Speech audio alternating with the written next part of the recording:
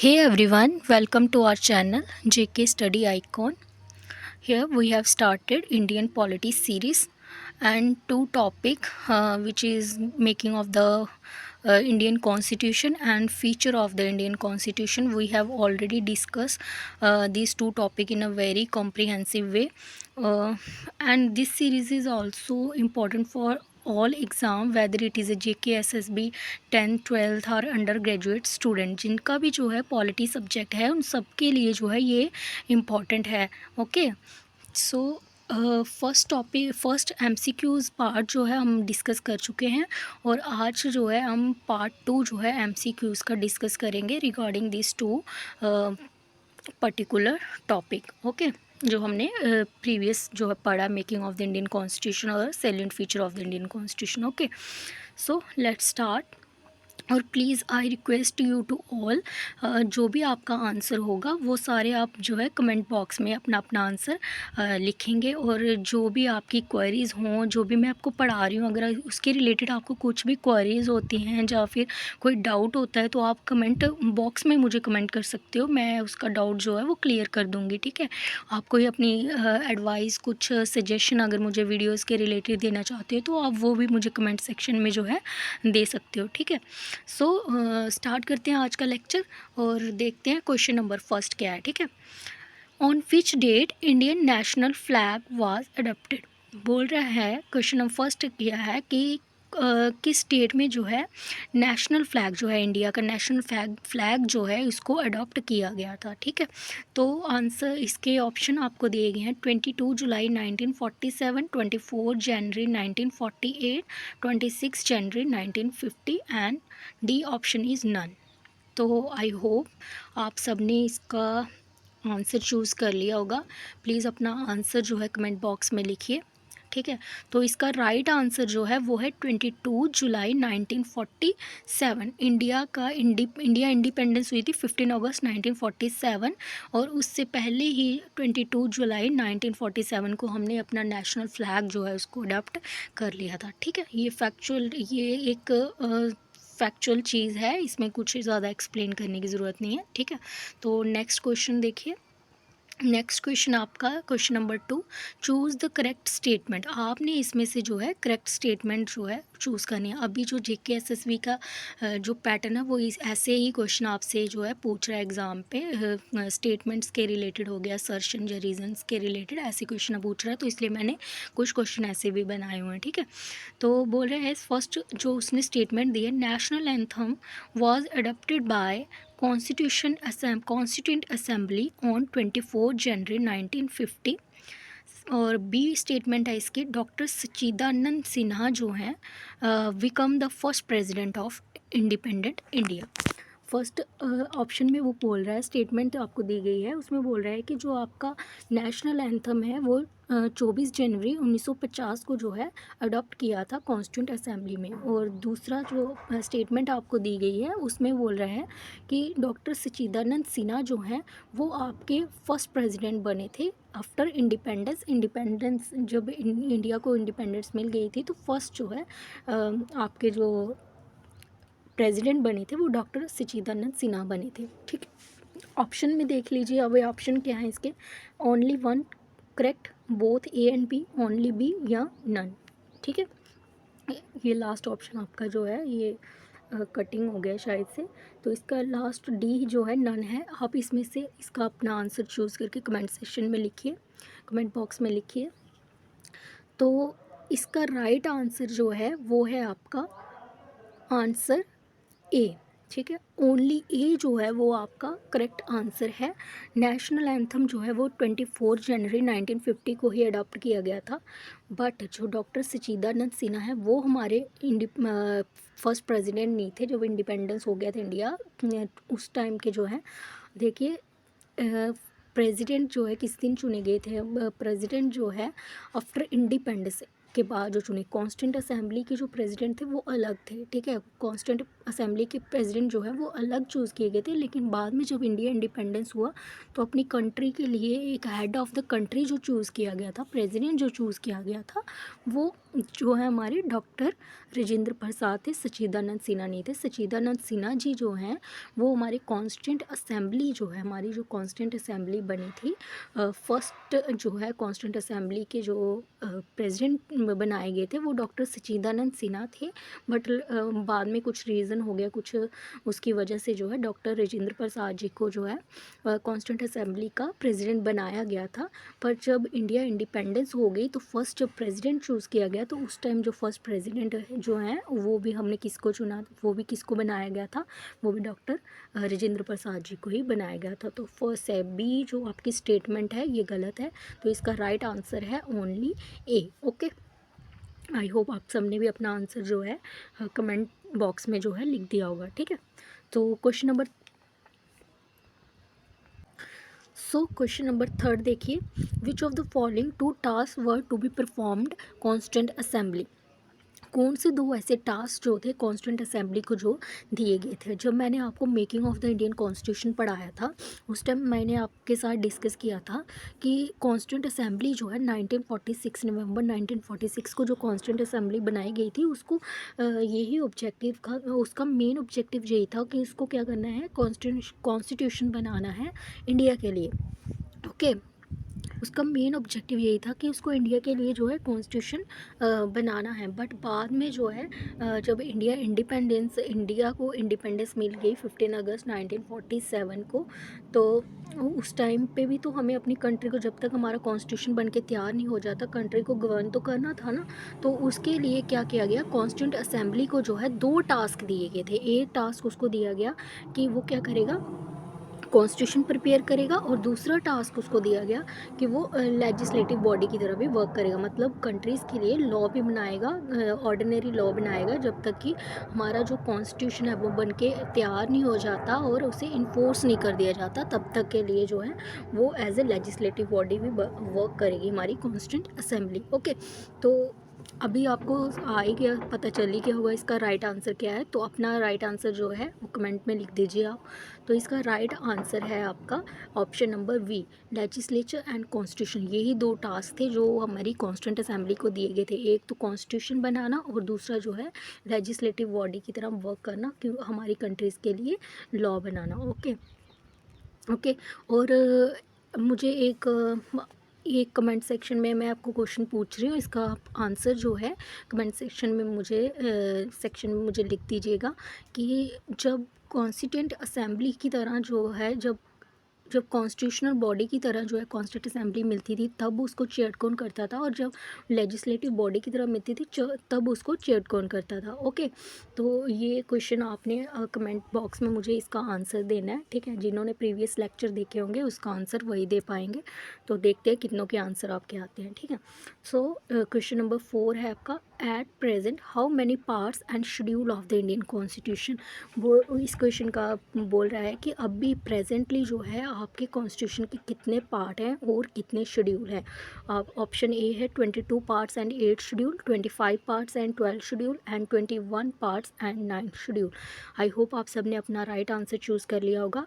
तो इसका right answer जो है ऑप्शन नंबर बी, अभी आपके एट प्रेजेंटली जो है एट प्रेजेंटली आपके जो है 25 पार्ट्स हैं और 12 शेड्यूल हैं आपके इंडियन कॉन्स्टिट्यूशन के। ओके, मैंने आपको पढ़ाया था कि ओरिजिनली जो है जब कॉन्स्टिट्यूशन बनाया गया था उसमें एक प्रीएम्बल था, और उसमें जो है 385 आई थिंक 395 कुछ आर्टिकल्स थे उसमें, और 22 पार्ट्स थे और 8 शेड्यूल्स थे, ठीक है, और 8 शेड्यूल्स थे, ठीक है, ओरिजिनली।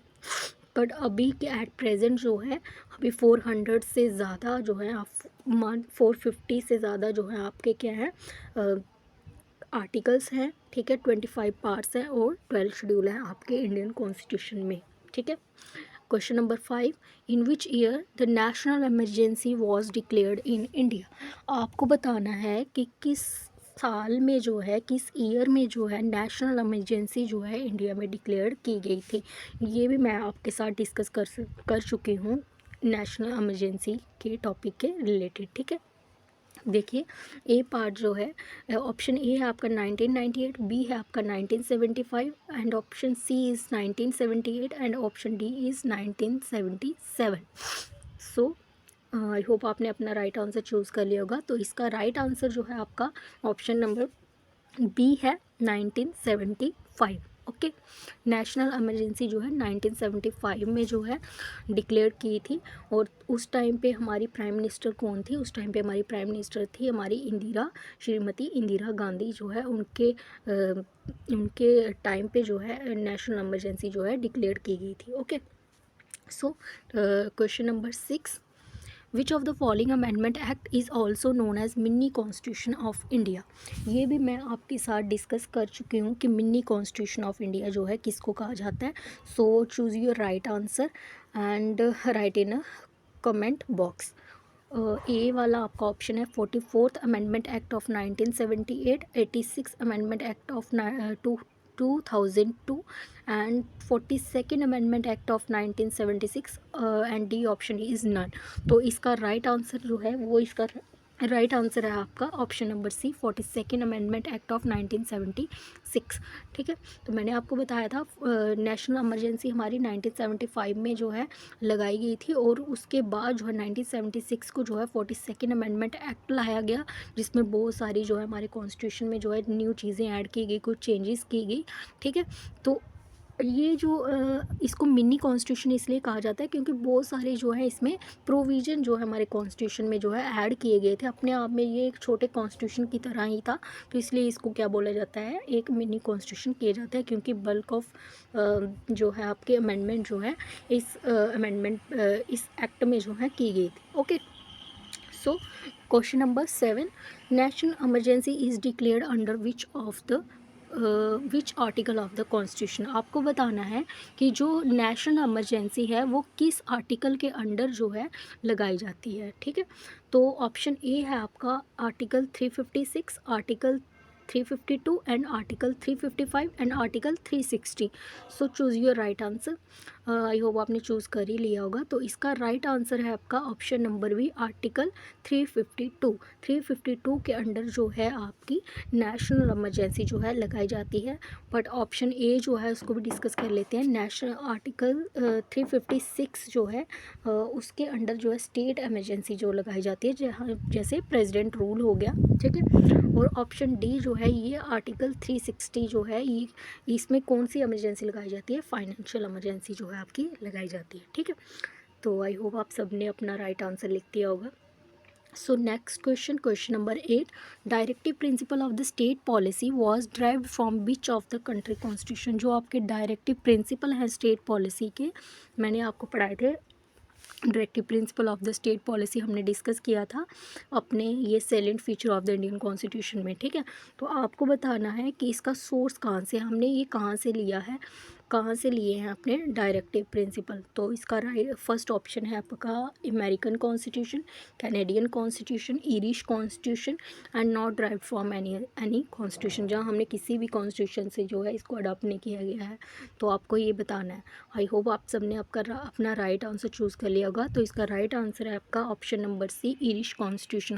हमने अपना डायरेक्टिव प्रिंसिपल जो है वो ईरिश कॉन्स्टिट्यूशन से इंस्पायर्ड होकर लिए हैं। ठीक है, और directive principle of the state policy है क्या, ये एक गाइडलाइंस हैं। ठीक है, ये क्या है, एक गाइडलाइंस है हमारी गवर्नमेंट के लिए कि जो भी हम लॉज बनाएं अपनी कंट्रीज़ के लिए वो इन डायरेक्टिव प्रिंसिपल, इन गाइडलाइंस को ध्यान में रख के जो है बनाएं, ताकि हमारी इंडिया की जो है सोशल और इकोनॉमिक जो है डेवलपमेंट हो पाए। Okay, next question, question number 9, what is the voting age of citizen in India. ये तो सबको आता होगा कि हमारी वोटिंग एज को क्या है, इंडिया में एक सिटीज़न की वोट करने की जो है एज क्या है, किस एज के जो लोग हैं वो वोट कर सकते हैं।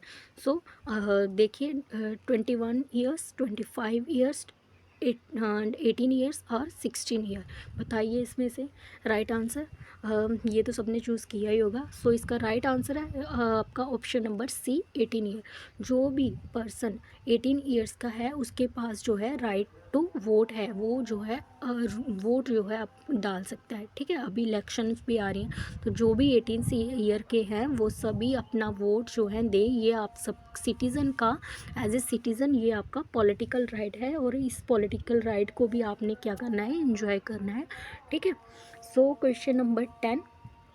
अच्छा मुझे बताइए एक इसके रिलेटेड कि पहले वोटिंग एज क्या थी आपकी, 1989 से पहले आपकी वोटिंग एज क्या थी, ये आपको मुझे बताना है, ठीक है। और किस अमेंडमेंट के थ्रू जो है आपकी वोटिंग एज जो है 21 से रिड्यूस करके 18 ईयर रख दी गई थी, ये मैं डिस्कस कर चुकी हूँ प्रीवियस लेक्चर्स में। आपको इसीलिए बोल रही हूँ कि पहले आप वो वाले लेक्चर्स देखिए, ठीक है। फिर उसके बाद एमसीक्यूज़ जो है एमसीक्यूज़ जो है ये वीडियो जो है आप अटेंड कीजिए, ठीक है। तो आपका क्वेश्चन, 2 क्वेश्चन हो गए, एक पहले मैंने पूछा था और एक सेकेंड क्वेश्चन मैंने आपसे ये पूछ लिया अभी कि किस अमेंडमेंट एक्ट के थ्रू जो है 21 ईयर्स एज को जो है रिड्यूस करके जो है 18 ईयर्स रख दी गई थी, ये आपने मुझे कमेंट बॉक्स में इसका आंसर देना है, ठीक है। सो क्वेश्चन नंबर 10 देखिए, सेलेक्ट द राइट स्टेटमेंट, ये आज का लास्ट आपका क्वेश्चन है, क्वेश्चन नंबर 10। सो देखिए आपने इसमें से राइट स्टेटमेंट को चूज़ करना है, ठीक है। There are question number 10, there are 3 type of emergency, बोल रहे हैं फर्स्ट ऑप्शन आपको, फर्स्ट स्टेटमेंट आपको दी है कि इमरजेंसी जो है वो 3 तरह की होती है। बी ऑप्शन में बोल रहा है national emergency declared on the ground of armed rebellion, war और एक्सटर्नल एग्रेशन। और सी स्टेटमेंट आपको दी है financial emergency declared under article 361।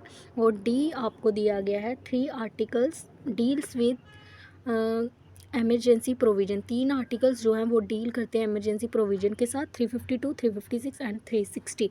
तो आप अपने राइट ऑप्शन चूज़ कर लीजिए इसमें से, A and B, only B, A and C and A, B and D. So I hope आप सबने अपना राइट आंसर जो है चूज़ कर लिया होगा। सो इस क्वेश्चन को मैं डिस्कस कर लेती हूँ पहले। देखिए there are 3 types of emergency provision, 3 तरह की इमरजेंसी जो है हम अपनी कंट्री में लगा सकते हैं। एक तो आपको नेशनल इमरजेंसी, स्टेट इमरजेंसी जिसको हम प्रेसिडेंट रूल भी कहते हैं, और third one is a financial emergency, ठीक है।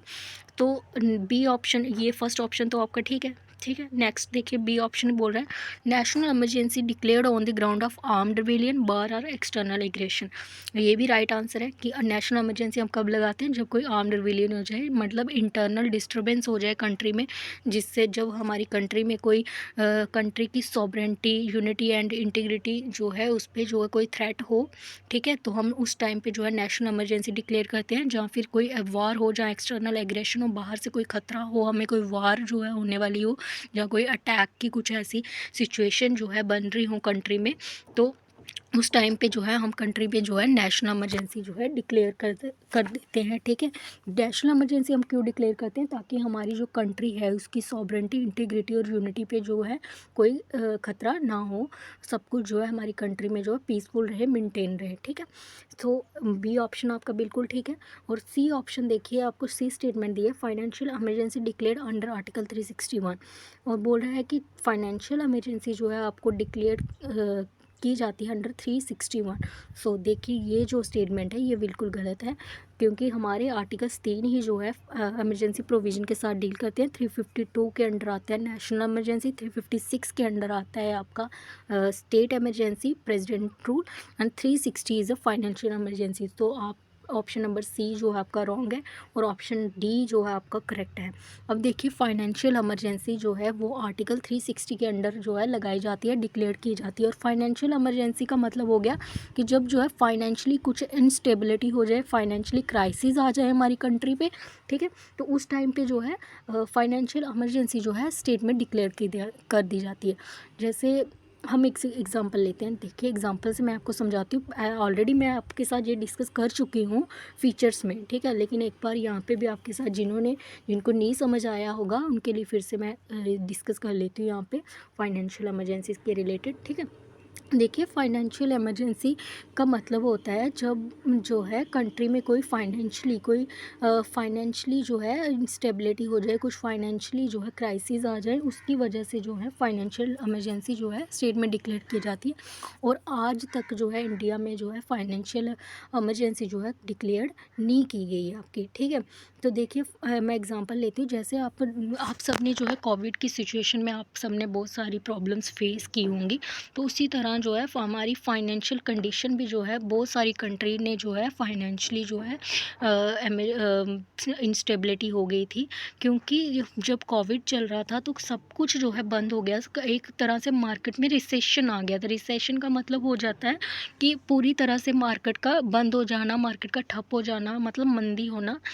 कोई लेन देन नहीं इतना ज़्यादा नहीं हो रहा था, प्रोडक्शन नहीं हो रही थी इतनी ज़्यादा, क्योंकि कोविड का इतना ज़्यादा खतरा था कि हम सभी जो है अपने घरों में थे, है ना। तो मार्केट में जो है अब एक इंसान जो है कुछ कमा ही नहीं रहा है, तो वो खर्च कहाँ से करेगा। और जो लोगों के पास जो चीज़ें थी, लोग उसी से जो है अपनी जो